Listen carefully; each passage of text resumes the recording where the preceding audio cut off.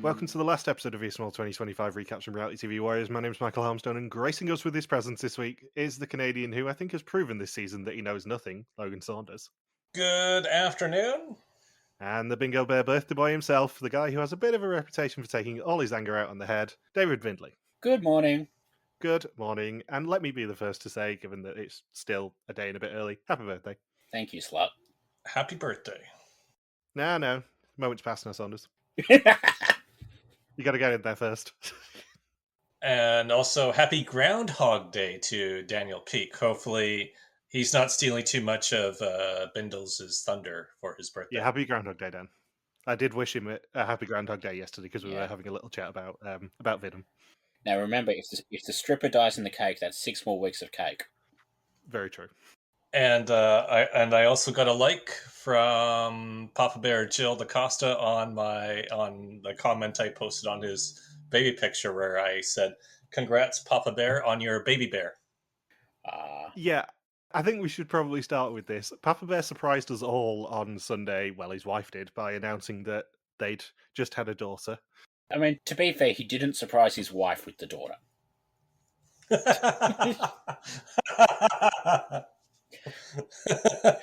I think she knew it was coming. Yeah, this is the sort of thing that he's meant to just kind of slip into the conversation in May when we speak to him, just being like, oh yeah, by the way, I'm now an actual Papa Bear. Mm-hmm. But me being me, I obviously did comment on his wife's post, and so did the podcast, just congratulating him. And I also sent him an email leading on to the 7 most scary words in the English language. I've had an email off Papa Bear. And he's just saying thank you, basically, for me sending him my best wishes and saying that he's looking forward to seeing us in May. So it's less of a scary Papa Bear email. I'm sure in sort of 8-9 weeks' time when we say we've had an email off Papa Bear, it will be less complimentary than, thanks, we're on Cloud 9. Yeah. And just because I've been told not to do too many Papa Bear nicknames this season, but puzzled of. You have indeed. We are on a strict Papa Bear nickname ban, I think, next season. We can do the odd one, but we can't do hundreds like we did last year, for fear of Saunders and I facing the reprisals. Yeah. And talking of Saunders, where in the world was Logan Saunders? Let's turn our mics off for 5 minutes, Bindles. Okay. See you soon. Jesus Christ. I was in New Orleans with a group of 7 other friends locally here in Vernon. We planned the trip for the past year, and we were there for Mardi Gras this past week. Left on Saturday, came back the following Saturday. It is a very you thing to do, to go, I'm going to go to New Orleans, and I'm going to go for Mardi Gras. You know, the most expensive time of the year, Hey, that's what they all wanted to do. Yeah, rather you than me. But yeah, we did 3 days of being there for the peak Mardi Gras celebration, and then Mardi Gras was over, and then the following 3 days we did a bunch of really cool tours and all. And then, yeah, that was it. See, that was only like 30 seconds. I could have gone into many more details about it, but I elected not to do so. I'm very impressed. That's all right. He's got the beads to remember it, fine. Yeah, we don't want to know how you caught the beads. He's Cybertruck. Oh, there were Cybertrucks involved in one of the parades on Monday. Those Cybertrucks were booed quite extensively. As they deserve. Yep. Also, I'm now on Blue Sky. Oh, good. Finally, I can actually tag you on things. I also love how we're continuing the tradition of the birthday photoshops, and Bindles isn't going to be able to see it on Twitter anymore because he's not on Twitter anymore. No, that's so rude of you. We're going to have to post it elsewhere for you. Just know that it's very entertaining anyway. Okay. It's a real fork in the road to decide between whether to be on Blue Sky or Twitter. Yeah. How did it not kick off that the 8th place team got sent home?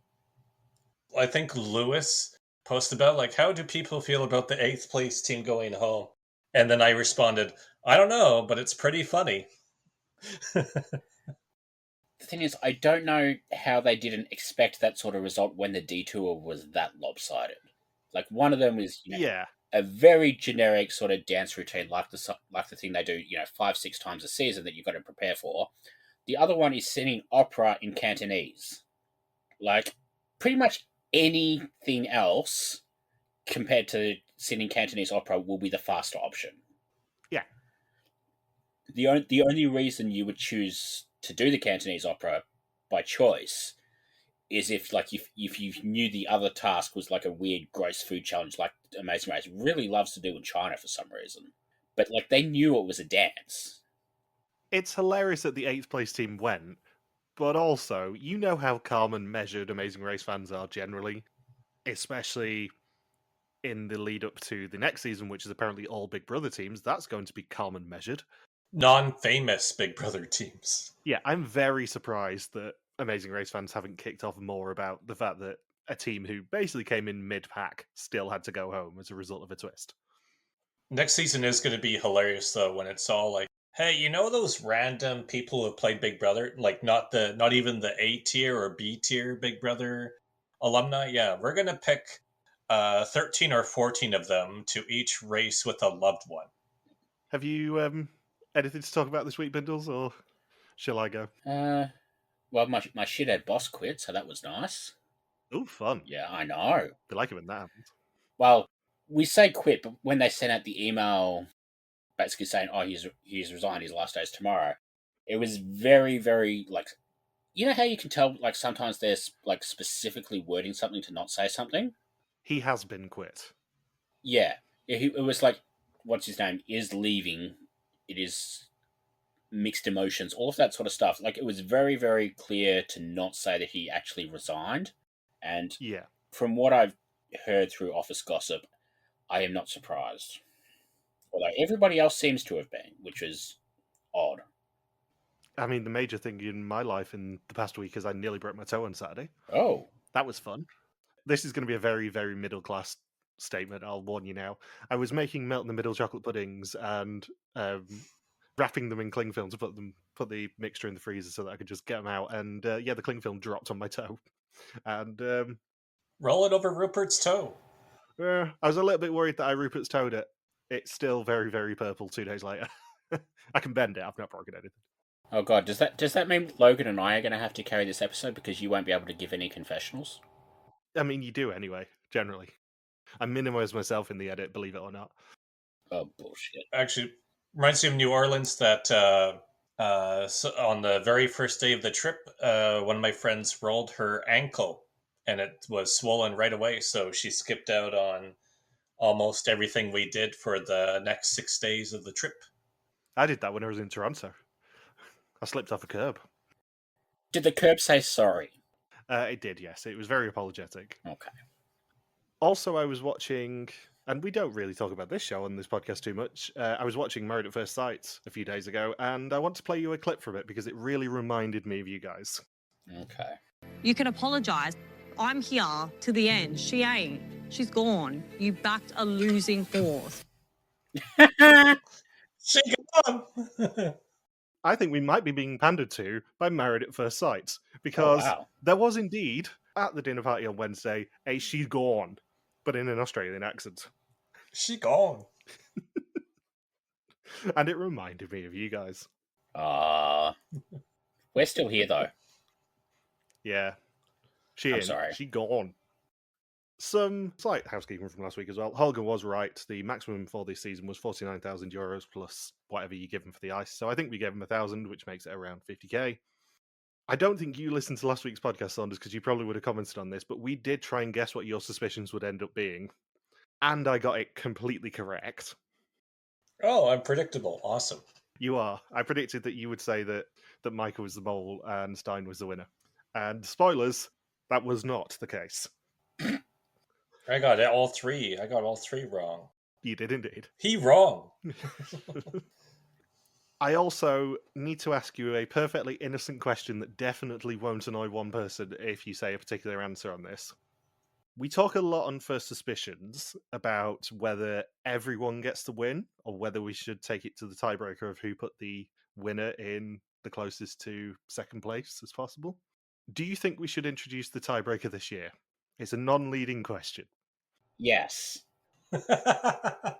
Have you had group winners before? We have had group winners before, but you have always been an advocate of, no, there should only be one winner. We need to take it to a tiebreaker, Saunders. Yeah. Because you're right. Then it's just Amazing Race Australia all over again. Yeah. Yeah, take it to a tiebreaker. It's Amazing Race, it's not Amazing Montessori School. We'll just leave that hanging there, and anyone who knows that they may or may not be in a tiebreaker on For Suspicions can just think as to where they put Rose and whether they're actually going to win or not. Not mentioning any names. On a completely unrelated note, Fuzzy didn't get bingo last week. Oh, that's a shame. And in fact, we deliberately did not tell her that you weren't here, Saunders, so that she would still put squares about you in there. So therefore, no squares about me could be matched up for bingo. No. Correct, and I also correctly predicted that her middle square would be Belkia News, so we didn't do Belkia News last week. Mm. Do you want to do Belkia News? There's Belkia News? Other than Papa Bear? There is. There's been another very cryptic trailer that Evil's on its way to Thailand. Ooh. There was one released yesterday, I think it was, of the mole suitcase arriving in Bangkok, which presumably is going to be their first location then. Did the suitcases arrive from an abandoned airport? Not that we're aware of, no. It had the Belkia thumbprint on it. But we will be getting more news on Belkia, including presumably the cast, on Sunday as Café de Mall premieres. Hopefully those bags have air tags. And the final bit of sort of preamble is that Fuzzy has already started guessing banners this week. And I want to know, Saunders, given that you don't know what the banner is and Bindles does, do you want to take a guess at what the banner is this week? Probably something to do with Stijn. Oh, no. No, I made a promise earlier in the season what the banner would end up being, or who the banner would end up being in the finale if I got a good enough shot. Oh, of Pieter Jan? Sadly not. It's just Peter Jan's Nepo baby. In the scene where Stein's talking about the Buddha Head challenge, there is a wonderfully ugly shot of Sam grimacing at one of the Buddha Heads that I have made the banner, because it really made me laugh. Excellent. The backup choice is on Fuzzy's shortlist, and bearing in mind we are recording this before Fuzzy has actually locked in a banner, so she might still get the ugly Sam picture. But the backup choice was Micah's shock at the reveal and her looking genuinely hurt when Stijn revealed he was the mole, and how duped she'd been. Because that did also make me laugh. Not as much as Sam did, though. And Fuzzy is already going down a wild goose chase with that clue we gave her last week for historians. Oh, excellent. Yeah. But I think we should make it a little bit more fun. So I'm going to offer a Peter Samker's gamble for all of Belkia. So this season we had that one week where she decided to, when she got the banner right, she put it right in the middle square so she could cheat with that. Then another week she got bingo by basically putting all three of us suspecting Micah right in a line as well. And I've decided she's not allowed to do that anymore. Upon consultation with the Bingo Council, can I point out, this is not just a Bindles decision. Yeah. I did actually point this out first, that it was not in the spirit of the game to put the correct banner in the centre square. No. When it happens. This bingo bear is too evil, etc., etc. So what we're going to do is you can still go and do, whatever you want to make a line, but I think you're going to need some more help with this clue. So, if any point during Belkia, you can get a 3x3 square of all correct guesses. You don't have to get the bingo in the same week. You can just get a 3x3. I'll give you another clue that makes this one a little bit easier. If you don't, you're still up shit creek. Yeah, if you don't, then I'm going to get Gilles to call you a fucking idiot. Cannot promise I'll do that, but he probably would be up for it, given we know how Gilles is. And he'll be sleep deprived by that point. He'll have a, 2-month-old. Yeah. He'll be up for anything. Or just be like, fine, whatever. So now, Fuzzy, you've got to decide. Do you want bingo? Or do you want a clue? Do you want the money or the mob? Yeah, clue or no clue. So previously, 9 allegedly famous people and 1 Nepo baby flew to Cambodia to be presented by a big surprise that the mole had not been chosen yet, and that their actions chose the mole for them. Over 17 days, they gained and lost a bunch of money until only 3 of them were left, Micah, Rose and Stijn, and now they have been dragged back to Amsterdam to discuss the entire season. Dragged? Like physically dragged? To come to discuss the season. Yeah, you see the grazes on Rose's knees. I just picture like Rick just bonking somebody over the head with like a plastic kid's baseball bat. Come on, you're gonna discuss this season. Bump, bump. There you go. I'm gonna drag you there. Which of the alumni did you spot, Saunders? Definitely Keys from last season.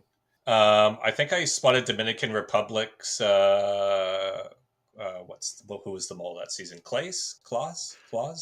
Yeah, I'm mainly asking you this to see if you can actually remember people's names because it's always entertaining. And I think that's about all that Oh, Splinter. I spotted Splinter as well. I caught about 10 or 11, which is a lot less than normal. Yeah, like pretty much all the Albania casts are there, I spotted. Yeah, I saw Case, Class, Splinter, Yura, Fons, Anik, Daniel, Anka, Mariah and Lakshmi from Czechia. I think maybe Toska was there. And I think you said you saw Marline, but those were the only people I could pick out. Yes, the Splinter and Marline were sat together because they host Mole Talk. Yeah, that makes sense. So they were on a table just off to the side. Were the Trust Nobody people spotted as well? They were inside the tuktuk. I do love the commitment to Cambodian theming that the venue had, which seemed to be some hanging lantern lights and a random tuk-tuk, and that was it. Imagine how annoyed you'd be to get tickets inside at the Mole reunion and get stuck seated behind the tuk-tuk. Yeah. And I also love, they didn't say where it was once. They mentioned it online weeks ago when the tickets went up, but they didn't actually mention what the venue was. I can't remember the name of it, which is hilarious. Yeah. But they obviously did not pay to have the reunion held there. No. It was a much better reunion than normal. I think part of it was because they didn't have to spend 5 minutes bragging about, oh, we got this big place. We're in Vondel Park. Look at all these people. There are a lot of people. Yeah, and the fact that they'd already started the reveal segment 7 minutes in. That helped. So the pre-reveal suspicions were 45% for Stijn, 29% for Micah, and 26% for Rose. And we then flash back to day one. This year, the mole knows nothing. Rick goes through every eliminee, telling them they're not the mole. And did you also spot the hilarious thing about this segment? It's a blink and you'll miss it thing. No. So we see Rick telling Toon that he's not the mole, then Gabriel that he's not the mole, then Ray, etc., etc. But they're not in order. Not all in order. Oh. Because they show Nora being told she's not the mole before they show Sam being told he's not the mole. Huh. It's the only one done out of order. That's odd. So basically, they're considering Sam part of the final five like we are. Yeah. I did notice sort of before they did the reveal when they were like giving everybody their one Survivor reunion question. Aside from Tone, they basically did them in order from most to least entertaining in case they had to cut somebody for time. So like they went Sam, Tone, Sophie, Bridget, Ray, Gabriel, Nora. And like the only way that makes sense is if you're expecting somebody to just keep talking and talking and talking, and then you realize, oh shit, we're running out of time. We've got to get this going. Let's just not talk to Nora. Poor Nora. She's got such grief from us this season. I mean, she's probably lovely. Yeah. So Rose, Micah, and Stijn meet Rick, and we see them all be told whether they're the mole or not, and Stijn is told that he's the mole. And as I said earlier, Micah cannot believe it. She was way off. I mean, she's just an idiot for not figuring out that Stijn was the mole by the end of this. Yeah. Yeah, and as the only person of the three of us who didn't work out that Stijn was the mole, and indeed had Stijn as his bottom suspect for a lot of the season, how did you react, Saunders? I was about the same way that Micah reacted. Unfortunately, I did have it spoiled that Stijn was the mole on Saturday just after it had been revealed, because I forget every year that Facebook reveal it. Yeah, you can't go on Facebook or Instagram. Yeah. I mean, before we'd even recorded this episode, which is about 48 hours after the actual reunion aired, they'd already shown that Stijn is the mole and had a link to his Diary of the Mole on Facebook. It's very unsubtle. It was nice of Stijn to turn up to the reunion dressed in a hand-me-down hot air balloon, though. Just out of interest, Saunders, how do you feel about Stijn as a mole? How do I feel about Stijn being the mole? I mean, because the big part of it is, okay, we have to see what the sabotages were like, and I have a feeling you two also picked up on this. But I feel like when it came to the finale exemption challenge, that he was given a bit too much information about what everyone else had done in terms of bids and all. Oh no, he wasn't given too much information. He was given literally every piece of information. I was sat there, and this is weirdly the second time he's going to get a mention on a Venom reunion recap. I was sat there doing a David Correas impression, just going, "It gets so much worse!" Because I had already moaned about this challenge, and I was fully intending on doing a full rant about this, so I might still do it later. But I'd already moaned about that challenge, potentially the mole having too much information. And then we find out that the mole didn't just have too much information. The mole was told what the bids were, who the bids were, and got control over who got tapped on the shoulder. Yeah. It is so fundamentally bullshit that the mole basically got free reign to drain the pot 2 episodes before the end. But at least he didn't just say, well, I'll let Rose have the exemption and drain the pot by an additional 2,000 euros. But, like, it was a 50-50 guess at that point. Yeah, and like that's true too. He was already guaranteed to be in that final 2 because, like, if somebody else, like, he didn't pick himself to go and hand over the token thing. But if somebody, dumped it on his desk, he could just guess them they'd be out, and then he'd be into the final anyway. Yeah. It's like you hear with like those big businesses where the CEOs or the upper management where they're told, okay, if you fire and trim the budget by say 10%, we'll give you personally a 2% bonus. That's almost what it felt like with that challenge. Where okay, if you make sure you cost the group X amount of money, then we'll give you more money personally for being the mole. Yeah, I have more thoughts on that later in the episode. I'll be honest. No way. But aside from that, just one challenge where production really, really screwed things up, in my opinion. I'm content with most of the sabotages. Yeah, like I don't think any of them were really that entertaining, but in a season where, the moles picked basically 20 minutes into the season, like, I'm not going to fault them for not being as clever with sabotages as other seasons have been. And I was thinking too, the direct comparison for me personally to make is to Belgia's Vietnam season, and how 5 or 6 of the players had Elizabeth as their prime suspect during the season. And here, only one person suspected Stijn at all throughout the entire season. So I was a bit impressed by that because the assumption is, okay, whoever is the mole probably got suspected by quite a few people just by the nature of the twist and the lack of the ability to prepare for it. So the fact that he wasn't prepared and still remained almost entirely undetected all the way through to the end is pretty impressive that way, even if the sabotages weren't overly clever. You would just expect more slip-ups due to how impromptu his selection was. To quote another mole, there's a bit of leeway with that. I did think it interesting that because Rose was the only person to guess it was him, they basically couldn't even try and build up the mystery of who wins train fare home like they have the last few seasons. Like, so they basically did the reveal and it's like, oh yeah, Rose, you won. Congratulations for you. Let's move on. And, like, it was good that they got that out of the way, but it did feel like an anticlimax. Yeah, I think for me with Stijn, I have to separate it into actually his personal relationships, which did keep him very well hidden, and his sabotages, which were incredibly underwhelming for me. Yeah. It's tough to showcase social abilities on screen. Yeah. As we see with most reality shows, like with Survivor, this person won this season of Survivor because they had really good social bonds with everybody, but didn't make any big flashy moves, and those are the winners who get hated on the most typically in Survivor. Here with Vidum, we have a very similar situation where the mole's strength was socially charming everybody into thinking, there's no way that person could be the mole. It's very tough to depict that on screen. Yeah, I think he was a good mole as a character. I don't think he was a good mole as a mole. Yeah, I don't want to moan about Stijn too much because I think he did well with what he was given. But I think as a result of the fact he was picked on location, he was a successful mole, but he wasn't a very clever mole.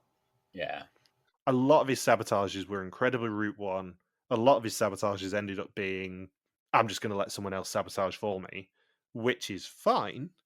But when they are the big sabotages of the season, I don't think it works.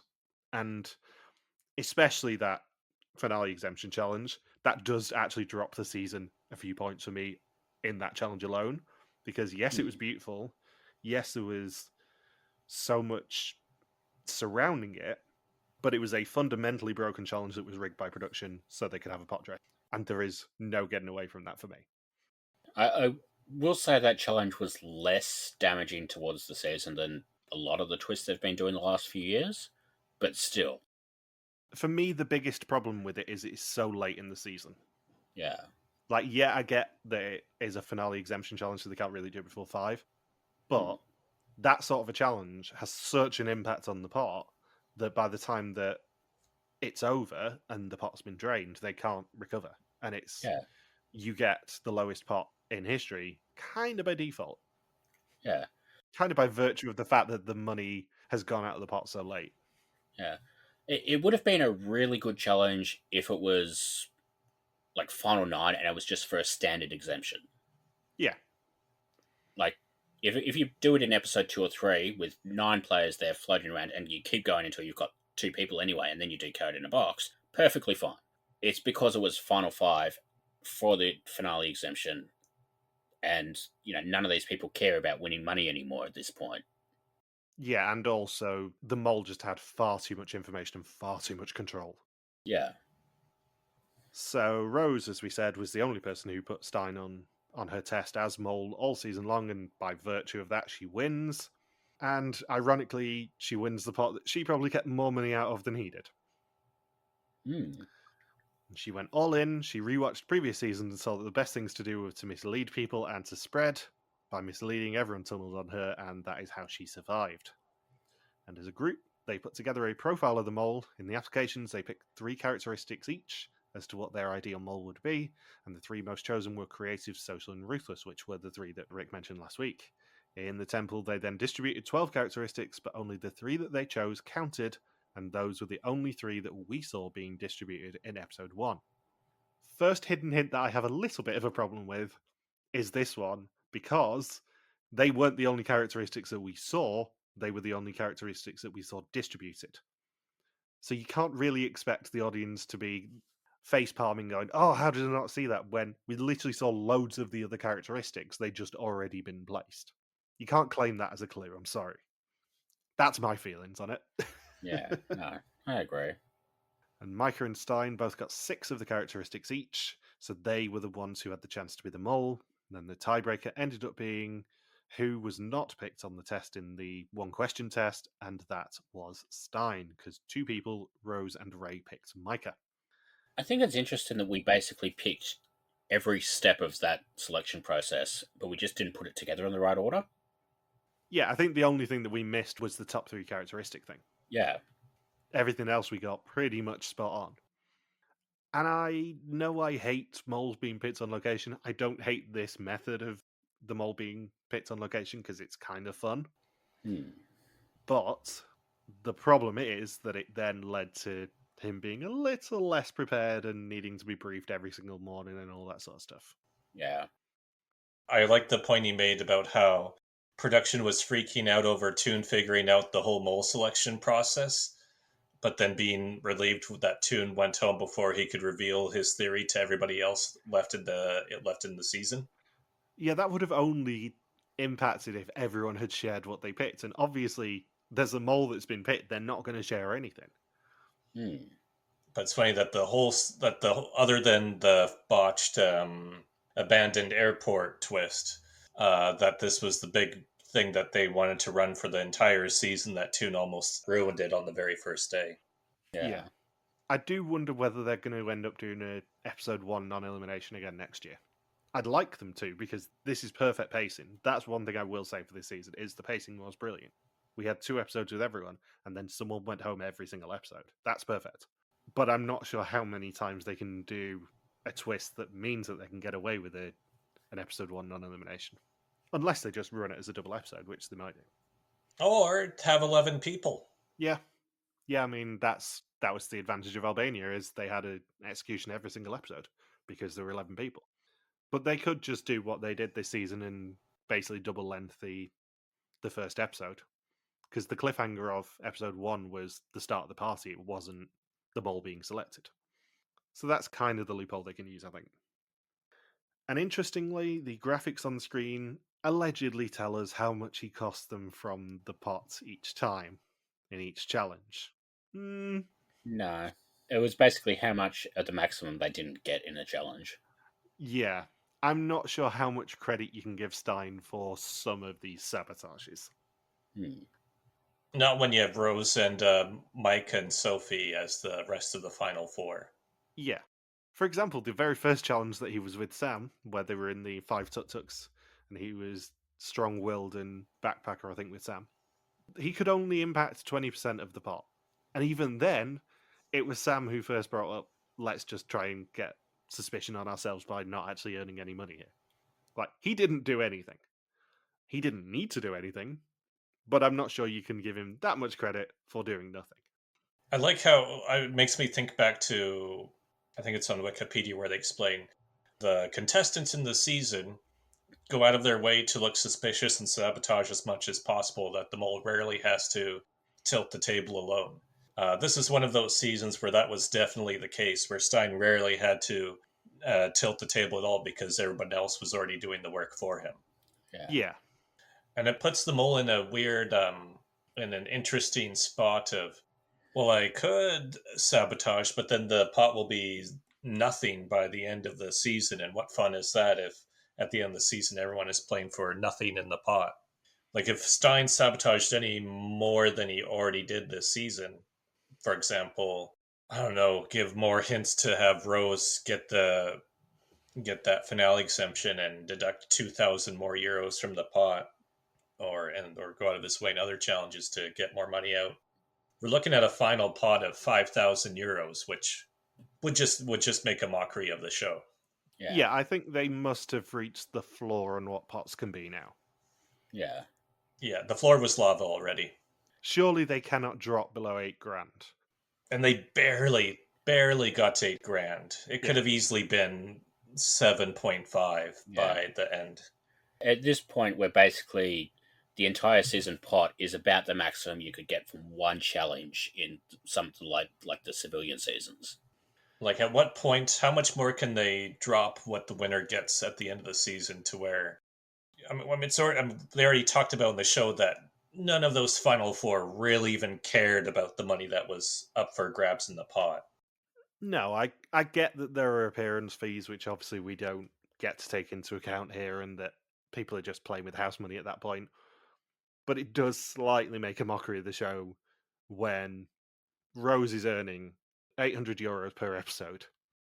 Imagine like the hardcore American mole fans watching this season of Vidum and it being their first Vidum season and thinking, what is this? Where's the budget for this show? Yeah, I mean, I was reading Andy Dernardt's recap of Traitors US earlier, and he said that I think it was 206 grand their season ended on.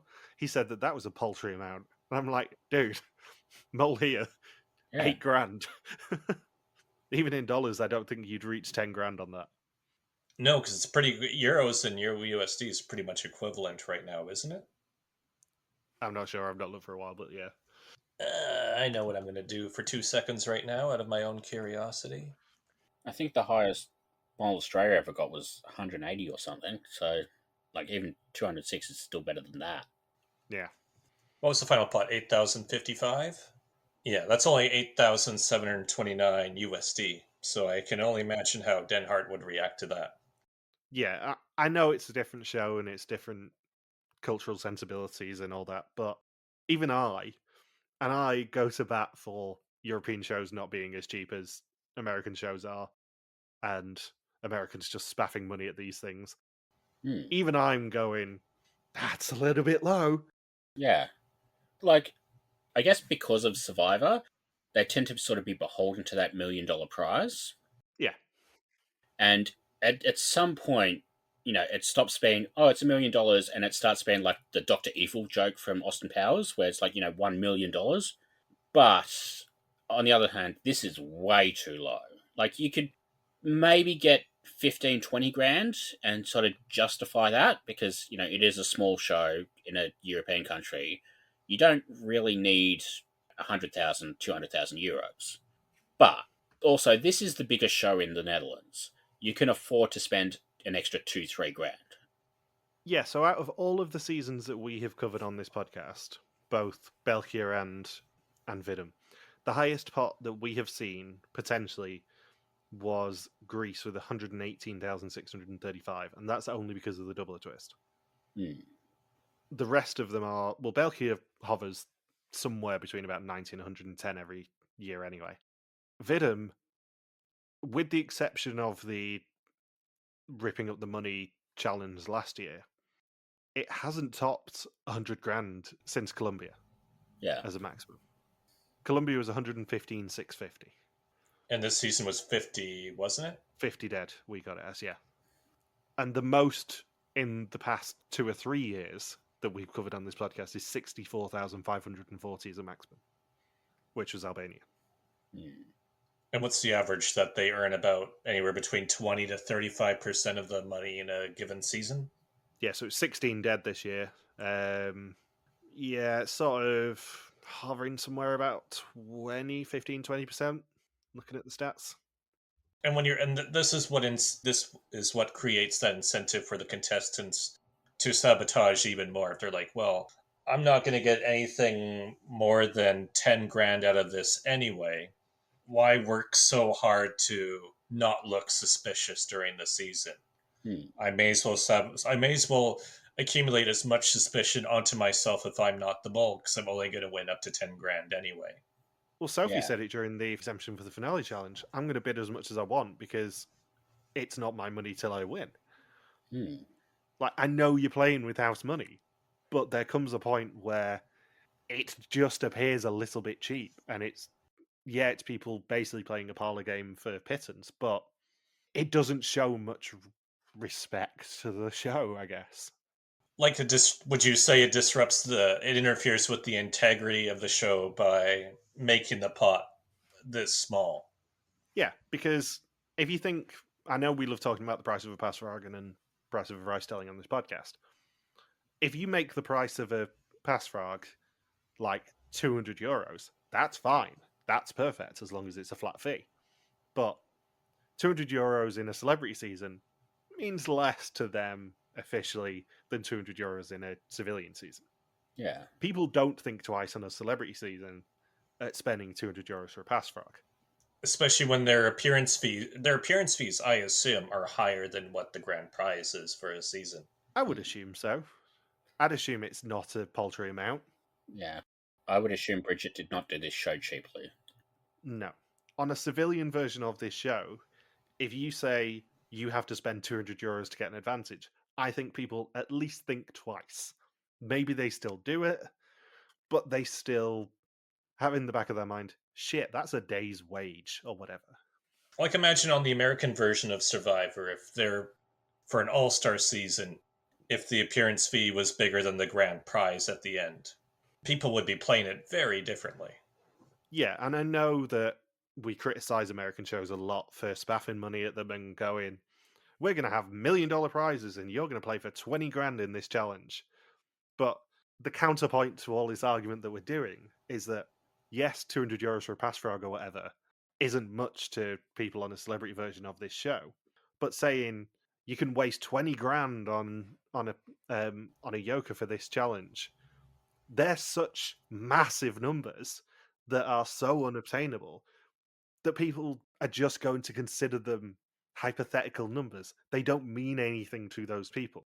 There is a fine balance for pots and advantages and pot drains in this show that it goes so far one way with Vidum being so ludicrously low pots and so ridiculous amounts of money that it still is hypothetical.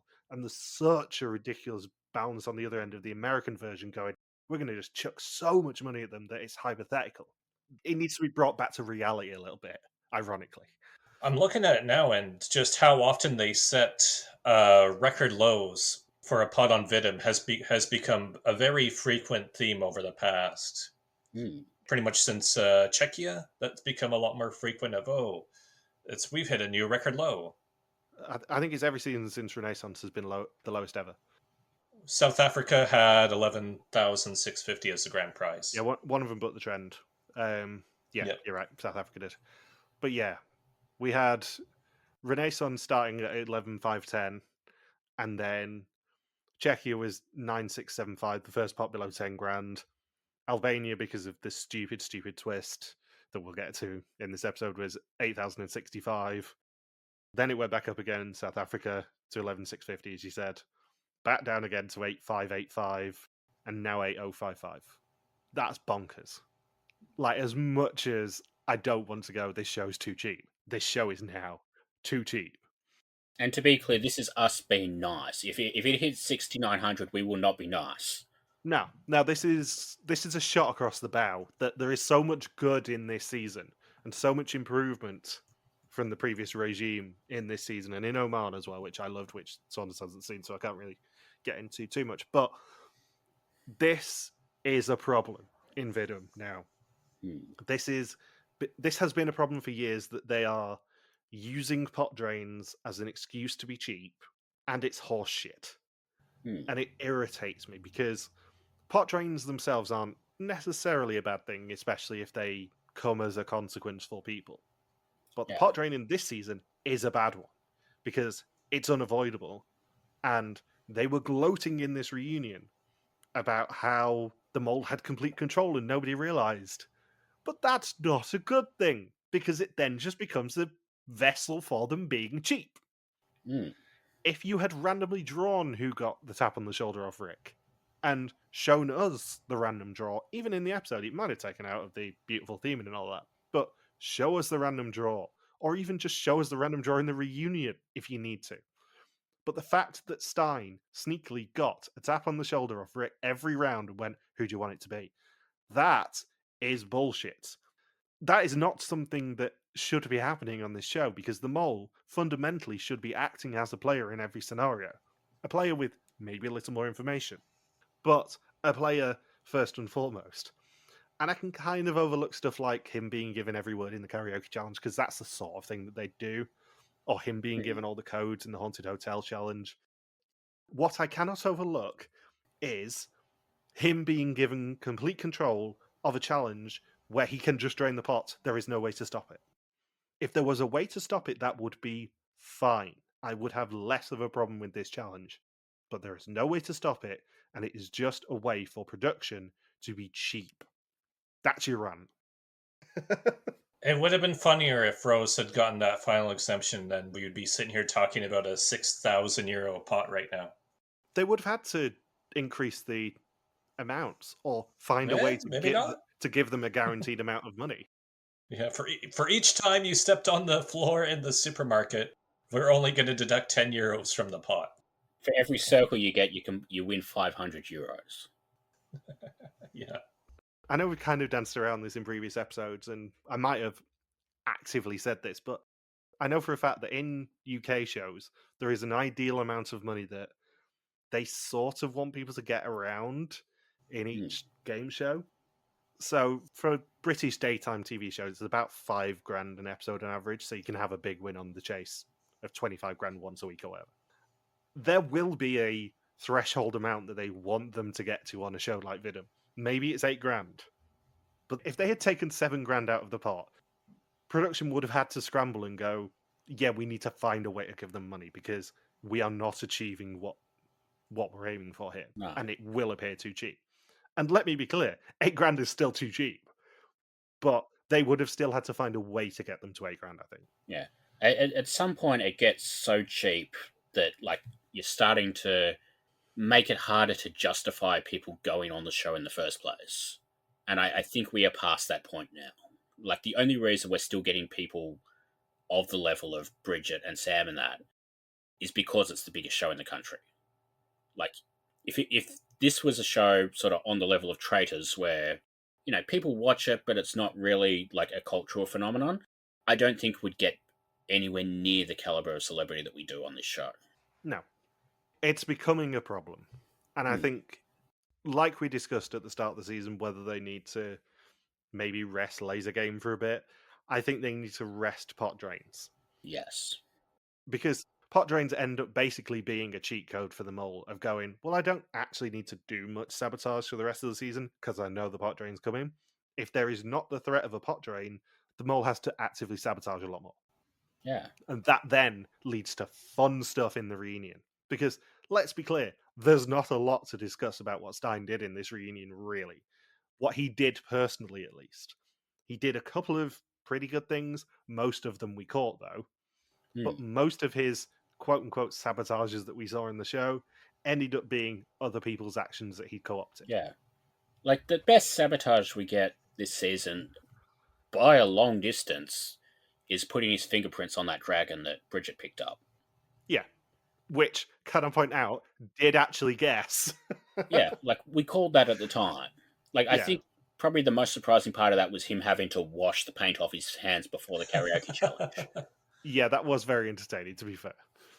But yeah, like a lot of the sabotages this season, pretty much all of the other ones, were basically, oh, I wasted time, or I lied in a challenge where the goal of the challenge was to lie, or, you know, I conveniently did something bad on purpose in a challenge that was basically unwinnable anyway. Like, this was not a good mole. No. As a character, he was great. He stayed under the radar. No one really suspected him. Everyone trusted him. But I don't think I blame Stijn that much for him not being a good mole. I blame the production surroundings. And there's so much to like in this season. They got Cambodia. Cambodia was an active part of this show, which hasn't happened for years in Vidum. But as a result of them having to pick the mole on location, they made the active choice to brief him constantly every day, or as we found during a test at one point. And that hampered him. Because, yes, maybe they were worried that he was going to do a Philippe and sleep talk or whatever and reveal that he was the mole. But the fact that he couldn't prepare mentally in his head until the night before really for any of the challenges hamstrung him a little bit. It's funny because one of the 3 traits to assign for who the mole was creative.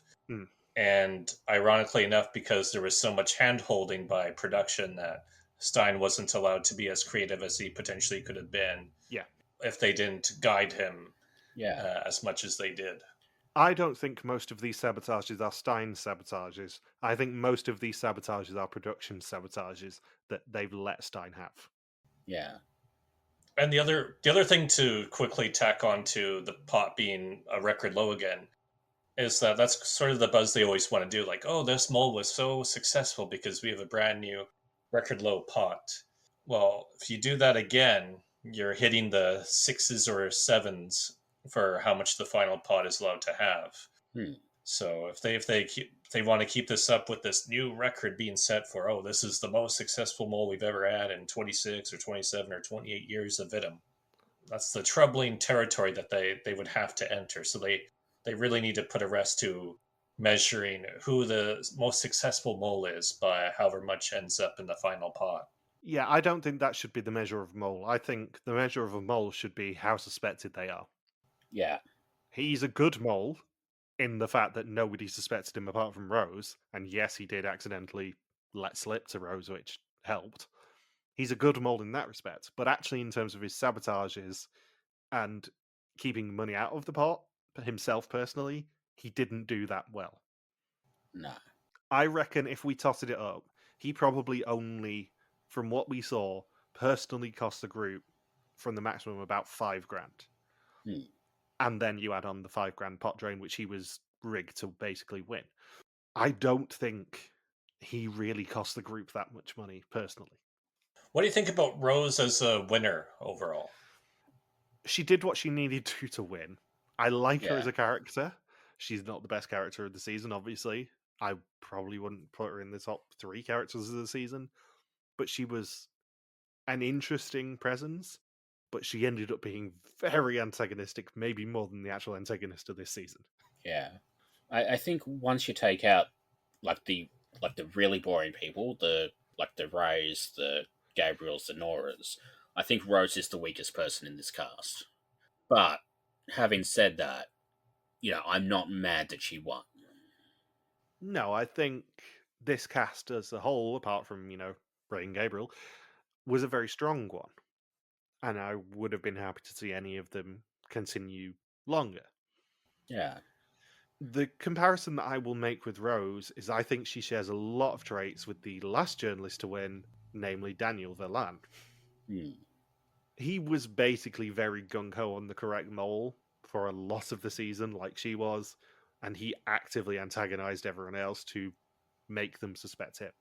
It's a winning tactic, but is it a palatable one on television? I'm not sure. I think maybe Rose slightly crossed the line a few times with how suspicious she was making herself. It is nice to know that Ellie Luce's judgment runs in the family, apparently.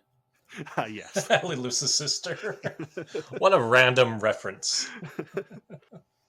So the money that Stijn did actually cost them was, to tell the truth, he did manage to mislead the group thanks to Bridget and cost them €1,500 and win 2 Jokers. The Jan-ker ones were very clever.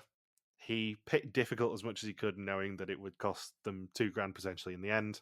And they did fail the Tomb Raider photo, although it was a little bit nitpicky what they failed on. I think that may have been production slightly putting their fingers on the scale to go, we can't give them too much money for this side of the challenge. He also misled them from one of the wrong Apsara movements, which cost them another €500, and touched the ground in the pose challenge, which we didn't clock at the time, and it was blamed on Sophie. In the woodworking shop, his tactic was to let him and Sam bring the average down, and he said he took his anger out on the head, and he was surprised by the live briefing and tried to convince people to go for Sophie, as hers was actually good. And I don't think you were here for this episode, Saunders, but did you clock the music that they scored this scene with? For which scene? The woodworking shop scene. Oh, no, I didn't. So the music bed was something I did point out a few weeks ago that they used. I think it might have been the one that you weren't here for last week. They used a piece of music from Only Murders in the Building called Murderboard Suite. And I actually I Shazammed it this week to find out exactly which piece of music it was. But yeah, it was back in the woodworking shop scene here. Oh, that's interesting. And as we predicted, in the massage table bit, he did deliver the envelopes to Sam and Rose. And Rick briefed Stijn about the suitcase challenge while Micah was doing her test, right behind her, and he gloats to Sam that he could have just found out the truth by looking up off the massage table. In the airport, he swapped the passports, removed the sound chip, and put them in trainers on the belt. And he mulled like his life depended on it, and nobody saw anything. We've already gone through the final exemption challenge ad nauseum, so I'm not going to rant about that too much, but I do have in capitals in this next section, I hate this challenge. And it was also that challenge that convinced Rose, because the mole was never going to take $7,000 out of the game, so was never going to pick her, so it had to be Stijn. In the abandoned hotel, he got an additional video from Rick telling him how to cost him money and knew the code of every safe so he could steal the money. Have to point out a bit of bullshit there, because he'd already revised all the codes, so he must have known the safes were going to be a part of it. He didn't need that additional Rick video. And he also worked hand in hand with the chambermaids to cost them money. And Rick does address one of my complaints at the time for the Haunted Hotel challenge that, yes, Stijn flushed money away, but it was fake Cambodian money that they'd rigged up for that challenge. Makes it slightly better, but still. Does make me wonder whether whether Rick is now banned from the hotel for counterfeiting. Yeah, good point. That will also be illegal, won't it? And as is now traditional, the hidden clues and the extra mole action are online, which does seem like a waste when there was still a bit of chaff in this reunion. We could have got rid of Ray, Gabriel, and Nora being talked to, and then just gone to the hidden clues and an extra mole action. To be honest. Yeah. Do you want me to go over the clues? Yeah, if you don't mind. I knew you'd have them to hand. So the episode titles that we all pretty much clocked related to the Eightfold Path. Basically, the excuse for that was the Eightfold Path relates to holiness, and Stijn is short for Augustine, which means sanctified or something. Famously related to Buddhism. Yeah, like it's a real stretch to basically justify putting those titles in, pretty much. The first briefing was in room 928, and if you add those digits together, so 9 plus 2 plus 8, you get 19, which is S. We had one of the bags that Micah grabbed out of the paintball in the airport had El Somsi as the name tag, and you rearrange those letters, you get Mole is S, which doesn't work when Sophie is still there. Neither of those two clues do. The Ice Challenge and the Still Life Challenge in the same episode, they were both built around the concept of freezing, and freeze kind of sounds like De Vries, which is Stein's surname, which is a stretch even by this show's standards. Are you certain? That does not count as a clue. No. So, Angkor Wat, the little comedy bit outside the theatre where one of the drivers basically goes, "Oh, I hear the mole's doing very well." It turns out that was Stein's driver, and that's because the entire time they were driving to the thing, Stijn did one of those sort of gloaty, "Oh, I'm the mole and I'm having so much fun" sort of, bits to the camera where like they expect nobody else to be hearing it. So basically, because he was doing that, they showed Stein's driver, giving the message. The paparazzi challenge at Angkor Wat, when Rick gave the instructions, sort of follow the hints and you'll find what you're looking for, that's because players were looking for a photographer both in that challenge and as the mole. The restaurant challenge, the portrait numbers that we kind of clocked were a clue at the time. Turns out all 4 of the numbers were a clue. 1991 and 1987. If you add the digits of those ones together, you get 20, as in question 20, who was the mole, and 25, the season number. 1984, if you add 19 and 84, you get 103, and that's the same, rotate the numbers to spell mole clue that they used in Germany in like that bunker game with Leonard. And then 1998, which was the last poster, was the year Stijn was born. I think we kind of clocked 1998 being Stein's birth year. Yeah. I remember we definitely clocked 25. I think they might have even mentioned 1998 in the episode. But probably the best clue of the season, and the best clue in years, honestly, Rick holding up the envelope over his face during the karaoke game. And then basically putting it down, turning it so you could see the mole logo, and then holding it back up. I don't know how none of the players noticed that, but apparently that was a clue because he held the mole logo up while the mole was sinning, or sinning in quotation marks. Do you think that was a deliberate clue, or do you think they have retroactively decided that that was a clue? I think Rick sort of put the card up the first time because he's a serious newsreader. He can't be shown having emotion, all of that sort of stuff. And then sort of while he had the face up, he's like, "Oh shit, Stein's the mole. This card has the mole thing on it.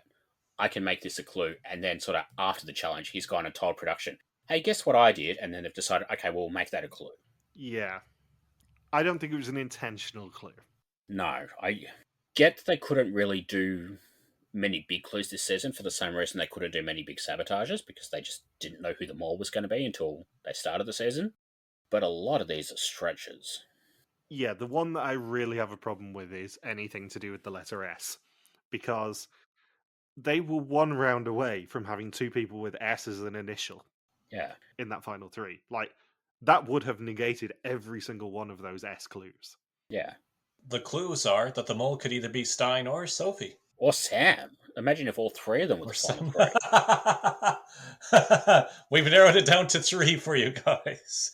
That's the thing. They made such a big thing of hiding clues to do with the letter S in this season. But, like, there were 3 people with the letter S, 2 of whom made Final 4. Yeah.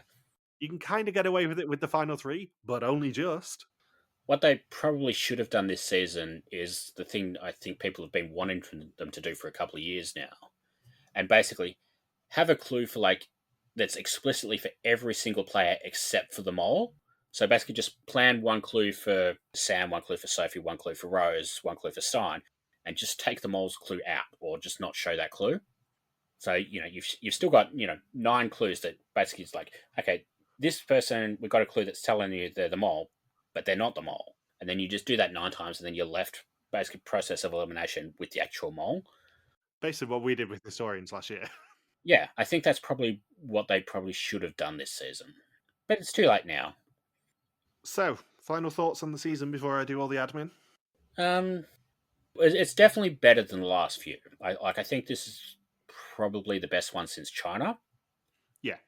But there's room for improvement, and a lot of it's to do with, no pot drains and that sort of stuff. But having them, really use Oman as a character, really use Cambodia as a character, I'm kind of wondering where they go next. Because I feel like it's probably time for South America again. Because I think it's been, 20 years, because I think Argentina's the only one they've actually done in South America. Colombia. Oh, it's Colombia, of course. I feel like next season I would not be surprised if it's somewhere like Chile or Bolivia or, somewhere like that. Because, I think it's too soon to do Europe again. And they don't usually like doing Europe anyway, but... Plus the next one's Europe anyway. Yeah. Portugal, of course. So I think Europe's out. I think Africa is probably too expensive for them with security and all of that sort of stuff. They won't really do Australia or New Zealand because, again, too expensive. And they just did Mexico last year. So I think it's basically South America or Asia again next year. Yeah. And I would question whether they can find somewhere in Asia that feels sufficiently different from Cambodia and Oman to really justify going there so soon. The only place I could really think of would be India, which would be a great location for a season, but I don't think they would do that. No, I would worry about the female cast, being honest. That's why Amazing Race never goes there anymore. Yeah, I think if they could make India work, they would have done it already by now. Yeah. Oh, absolutely. I can imagine Papa Bear doing a teaser in front of the Taj Mahal, for example. Yeah. But I think it would just be too difficult. Oh god, just like the hat promos that Belgie does, and they're just wearing turbans. All I want to see is Belgia's take on a challenge set during Holi. That's all I want. I want a paintball challenge that is Holi themed. I'm sorry. It would be amazing. Just swap the paintball guns for super soakers. That's all you need to do. It would be perfect. I think this season is definitely a step in the right direction. And I know that this episode has been very nitpicky and very negative about certain production decisions.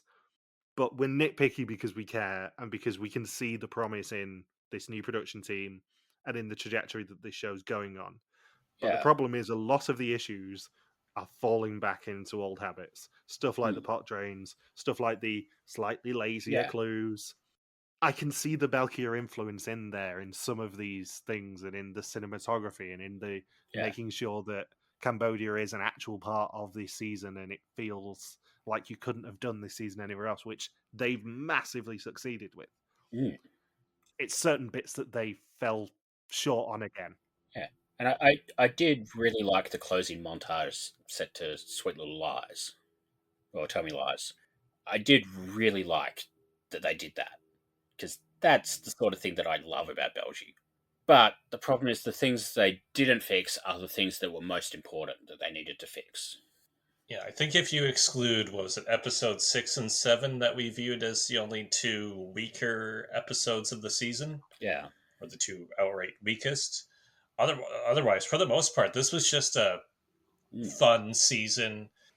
If you ignore the whole exemption pot drain challenge, very few twists in the game too, where it felt a bit more pure and where it was a lot more character driven. You had fun challenges. It wasn't necessarily mole style challenges that you would expect, but they were just fun. Like, it was a fun viewing week to week, most episodes, which is great. Where it almost feels like a breath of fresh air after, quite a few disappointing seasons over the past few years. So I think overall, I think it's a net positive for the season, but still a couple issues of, if this were some of the other franchises, we wouldn't see these mistakes still happening. Yeah. The big plus I will give them more than anything else, and more than the inspiration from Belgia and the making the country a proper part of the season again and all that sort of stuff, is they used Rick really well. Yes. In previous years, they've been really bad at using Rick, and they've let him be wooden and in the background and not appear much, and appear to just not really give a shit. Yeah. And he has been so much better in this season. And even the reunion's usually the strongest bit of the season for Rick. He was still really good at the reunion as well. But they used him so well and so much better in this season than they have done.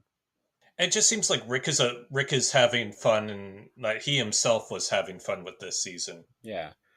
Like, I know part of the issue with Rick was, I think they were trying to keep him a little bit distant just because a lot of Rick seasons were done during COVID times. Like, I think even South Africa, they were still filming under, like, COVID rules. Yeah, that would have been tail end of, that would have been 2022 that they would have been filming the season. Yeah, so he really, COVID would have been a thing for maybe Renaissance, but certainly Czechia, Albania, South Africa. That's 4 out of 7 seasons, whatever it is he's up to now. I think they've sort of used that as an excuse to keep him out of the way, but like Belgium, Papa Bear was still heavily involved with the cast. They just got like a little bit more clever about it, and I think this season they're starting to be clever with how they use Rick again. Yeah, I think it also probably helped a little bit that they had the experience of working with Healer. Yeah. And because they came in and made Oman the first season under the new regime, and they could actually be a bit more playful and try stuff out. And I think Healer was much more receptive to trying things out than Rick is. Stuff like her driving the car, the getaway car, and all that sort of stuff. Because they had that experience, they had that little bit more confidence to go to Rick. We know what you've done in previous years. Are you comfortable with being a bit more involved? Would you like to try being a bit more involved? And I think the season was vastly better as a result of that. Yeah. I mean, like, whatever we think about Rick, I think he's generally up for things. Yeah. I don't think under the previous regime he was really asked those questions, is what I'm getting at. I think he was probably told, you just need to stand there, do your lines, hit your marks, do your straight-faced newsread a bit. Whereas I think because they were so playful in Oman with a lot of Healer's stuff, and she was a lot more intrinsically weaved with the show, and I think maybe there was a bit of behind-the-scenes stuff of her doing translations for them and stuff, because obviously she was born in Afghanistan, I think. So she'll have been able to communicate with the locals if they weren't. Because she was so much better weaved into the production, I think that probably opened their mind a little bit to maybe asking Rick whether he was open to being a bit more playful and being a bit more part of the show. Yeah, I wonder if maybe like the first couple of Rick seasons they were trying to not make him like Art. Because like Art was everywhere those first few seasons. And I think maybe when Rick took over, they probably wanted to try and differentiate him a little bit. But then, between Colombia, where he couldn't really do much because they were trying to make him different, and then China, where basically because they were in China, it was a little bit hard to do anything really interesting. And then the COVID seasons. I think it's only really last year and this year that Rick's really had a chance. Before this season, if you asked me like what I thought of Rick, I'd be like, well, he should probably do this season and then just go. Now I'm like, yes, Healer would be better, but I'm not mad that Rick is hosting. Yeah, I like Rick as a host a lot more than I did 12 months ago. Yeah.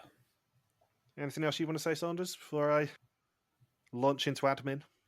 No, just I thought this was an overall fun season, and with the twist of picking the mole on location, it was fun to compare and contrast it with Elizabeth and Belgia, with how it played out this time, and just how two very different approaches to how each of those moles got treated. Where one was coming up with clever sabotages and not having their hand held as much, but also being much more heavily suspected and much more obvious as a mole overall, both to the contestants and to the audience. And here you have a mole who was rarely suspected, but was essentially having the sabotages set up for them, or being able to just very easily tack onto somebody else's sabotages. So it was interesting to see the experience play out in a very different way for a season-long twist that we've seen played out before. Yeah, I think the biggest example of this that I can give, comparing it to the terrible finale exemption challenge, is the boat challenge with Elizabeth. She was briefed on the beach as to what the challenge was, and Gilles basically said to her, where do you want to be? Whereas Stijn was told, this is the information you're being given, you get complete control, have fun. She was given a lot more free reign to do what she wanted and do what she thought was best for her game. whereas Stijn had his hand held a little bit. And I'm not sure that was Stein's fault, but it just shows the contrast in attitudes, I guess, between the two shows. The trust level. Yeah. Or the protection level of, what happens if everyone figures out it's Stijn because he wasn't properly briefed by episode 1, 2, or 3. It's going to ruin the whole rest of the season if everyone's instantly onto him. Yeah. Meanwhile, with Elizabeth, Papa Bear was like, well, yeah, about half the cast is onto her as the mole, but we still got a season out of it. There's still enough doubt for the audience. I think in some ways, actually, the mole being heavily suspected works in their favour, because that then allows them to have a little more fun and troll a bit and mislead them a lot more than if they're worried about being caught. If you take away the level of worry that they have of, oh shit, I might get caught, actually it frees up moles a lot more. Yeah. I think if you've got people suspecting you, you can sort of lean into the, I'm just pretending to be the mole to get suspicion sort of thing, where if you've got nobody suspecting you, then you kind of end up in the position, with Stijn or with a lot of the US moles, where it's like, yeah, I'm doing things, but I don't want to get caught. And I think you're probably better off having a mole that at least a couple of people suspect. I'm going to give Saunders the choice of what I talk about next, because we've got 2 more options to talk about. The 2 more things we need to talk about. Do you want me to gloat about the pool yet, or do you want to go at first suspicions first? Go ahead, gloat about the pool. Let's get that out of the way. Let's do this. Rip off the Band-Aid. Yeah! For the 3rd season on the bounce, with a little bit of thanks to Logan Saunders forcing a switch to snatch second from the jaws of victory, I reigned supreme on the pool, and for added humiliation, Rose also won, so I got the top 2 again for the 2nd time in 3 years. I have been there, I have stolen accidentally and snatched loss from the jaws of a 2nd place. So, I feel your pain, Saunders, but haha, sucks to be you. To be fair, you were playing on easy mode by having Michelle involved. Good point. It's going to be on hard mode for Valkyria when you join the pool with last draft, can I remind you? Yeah. On first suspicions, we will start with humiliating people even further, as Jack Pitts, I know you don't want me to talk about your suspicion of Stijn, in 10th place. And Molly also had him in 9th, I will point that one out, as did Alan. And that's just it. So it's just Molly and Alan who had him in 9th. Bottom 3 on first suspicions, unfortunately. On the other end of the scale, 4 people, Walter, Julian, Reed, and Fuzzy, all had Stijn as their first suspect. But, as per the rules that we discussed at the start of this episode, we're going to implement a tiebreaker of who had Rose in 2nd, and that was Reed. So, Reed, congratulations. You are the only person who's won first suspicions, and I'll be perfectly honest, we're only implementing this rule to stop Fuzzy winning 2 things. So it's all my fault. Yeah. It is all I wreak havoc. You're a bad influence, Saunders. I'm the typhoid Mary of this podcast. I know for a fact that Fuzzy's going to have listened to the last however long of this podcast and known that we've talked about first suspicions and known that she put Stijn as her number 1 and that she stood a chance on first suspicions. And she knows that we only talked about a tiebreaker rule because it would screw her out of winning first suspicions. And she's 100% correct. Sucks to be you, Fuzzy. Interestingly, also, out of the 4 of us, Michelle actually had the lowest score with a score of 9 for her final 2, to my 10, Logan's 11, and Bindles' 13. I win again. And now the part of the episode that we have been waiting for. Given that we know none of us have won, let's find out who has won the suspect list when I press this big green button. Oh, fucking hell. Oh. You'll never guess who's won. Daniel Peak. I mean, there's a clear top 2 this season. So, top 5, Molly with 80 points, Femke with 83, David V with 87. Big jump for 2nd place to 127 points. So, just dropping 1 bonus question was Walter. But annoyingly, with a perfect Fuzzy? score of 130 points, it is indeed Fuzzy.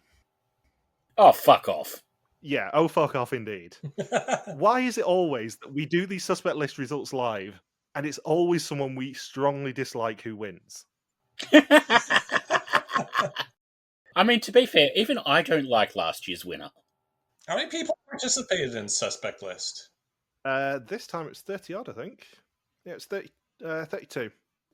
And very irritatingly, I'm actually the worst of the three of us. Bindles was 21st with 33 points. You were equal 22nd with 32, and I was 24th with 29 points. That's a bad showing for all three of us. Yes, but I still won.